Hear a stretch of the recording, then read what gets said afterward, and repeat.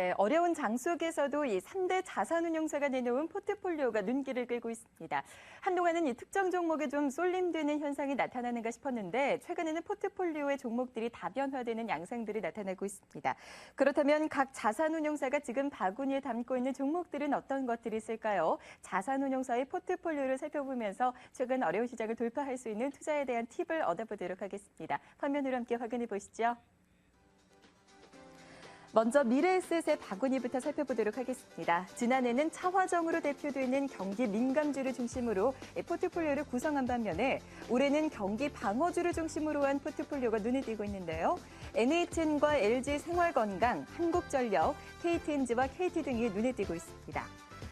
다음은 한국투자신탁운용의 포트폴리오입니다. 경기 회복 수혜를 기대할 수 있는 기계 종목들을 신규 편입했는데요.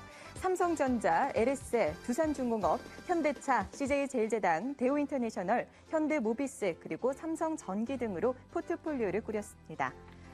마지막으로 삼성자산운용입니다. 경기와 상관없이 꾸준한 성장을 기대해 볼 수 있는 개별 종목군 위주로 포트폴리오 구성하고 있습니다.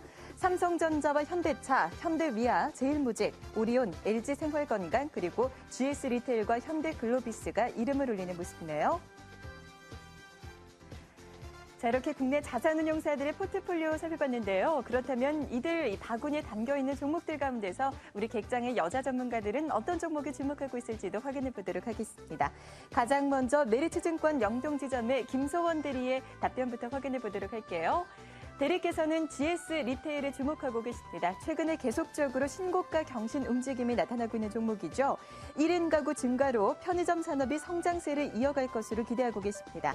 상품 공급 경쟁력이 강화되고 수익성 역시 개선세를 보일 것으로 기대를 걸고 계십니다. 다음으로 우리투자증권 천호지점의 이민정 주임께서도 역시 GS리테일 말씀해 주셨네요.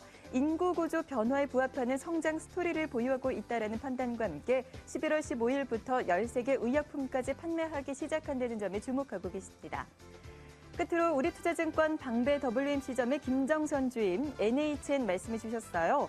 국내 온라인 광고 매출 성장세가 지속되고 있고요. 라인의 해외 가입자 급증에 따른 실적 기대감도 살아있다라는 판단이십니다. GS리테일과 함께 NHN이 관심 종목으로 나오는 모습인데요. 이분께서는 어떤 의견을 주실지 지금 바로 들어보도록 하겠습니다. 동양증권 금융센터 삼성역 지점 박진희 차장입니다.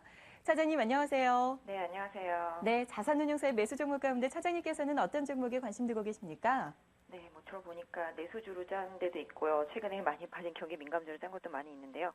저는 개인적으로 좀 그 중에서 그 포트 중에서는 LS 정도가 좀 마음에 듭니다. LS 같은 경우 최근에 조금 조정받는 모습이긴 하지만 실질적으로 4분기 실적까지 계속적으로 개선될 것 같아요. 3분기 실적도 일단은 상당히 좋게 나올 것 같고요. 일단 자회사들에 대한 계속적인 실적 회복 기대감이 계속적으로 이어지고 있습니다. 또한 향후에 LS 엠트론에 나중에 상장하게 되면 그런 이슈들도 향후에 좀 누릴 수 있을 것 같고요. 전체적으로 최근에 조정받으면서 주가가 다시 지지선대인 92,000원대까지 내려왔기 때문에 개인 투자자분들께서는 가격적으로 좀 메리트가 있는 종목이라고 생각하고 있고요. 단기적으로는 중기적으로도 자회사로서의 배당 매력이라든지 여러 가지 부분에 있어서 본다라면은 이번 조정기를 잘 이용하시는 전략 좋을 것 같습니다. 네, 지금 접근해 볼 만한 가격대까지 떨어져 있는 종목입니다. LS에 대해서 관심 종목으로 제시해 주셨네요. 바로 이어서 주간 공략주 수익률 점검해 보도록 하겠습니다. 지난주 수요일에 소개해 주셨던 주간 공략주 멜파스였죠. 지난주에 23,850원에 매수가 됐고요. 장중 최고가 기준으로 4.82%대 수익률을 기록을 했습니다. 25,000원 선까지 오르는 모습이었는데요. 멜파스에 대해서는 3분기 실적 기대감이 살아있습니다. 분기 최대 매출 경신할 것이다라는 전망 속에서 최근에 상승 추세가 좀 이어졌었는데 목요일장에 고점을 좀 찍은 이후에 좀 주춤하는 모습이 나타나고 있어요. 아직 보유하고 계신 분들은 어떻게 하면 좋을까요? 네, 일단 개인적으로 지금 보유하고 계신 분들은 보유를 좀 권해드리고 싶습니다.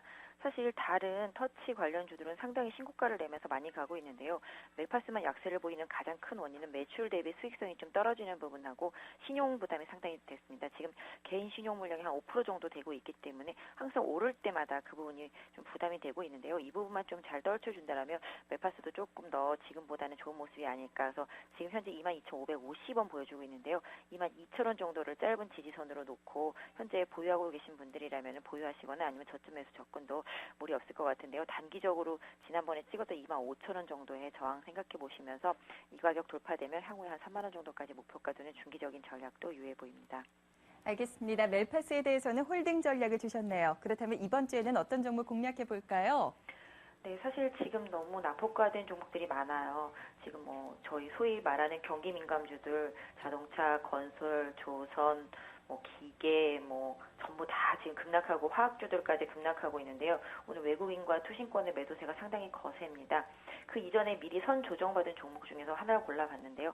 NC소프트입니다. 사실은 지금 말씀드린 종목들도 지금부터 분할 매수하면 절대로 크게 손해볼 수 있는 종목들은 아니라고 생각하긴 하는데요. 일단은 선 조정받은 종목 중에서 NC소프트를 말씀드려보면요. NC소프트 같은 경우 3분기 실적 중에 일부가 4분기로 2월이 되면서 이 부분에 대한 실적 부담이 주가를 많이 끌어내렸습니다. 그래도 상대적으로 좀 많이 빠졌다라는 생각이에요. 28만 원부터 지금 20만 원대 초반까지 빠졌는데요. 오늘 20만 5천 원을 장중에 찍었습니다.